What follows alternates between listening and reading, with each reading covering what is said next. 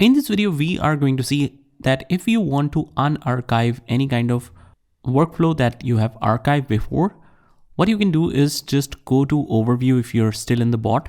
So on the left hand side, you can see this overview tab. Just go ahead and click on that. And then in the filters, you will see show archive workflows right here. Just check this. And then you can see all the workflow which were previously archived. So from here, we just click on these three dots and click on unarchive, and you will see that all of them will be moved to the main section.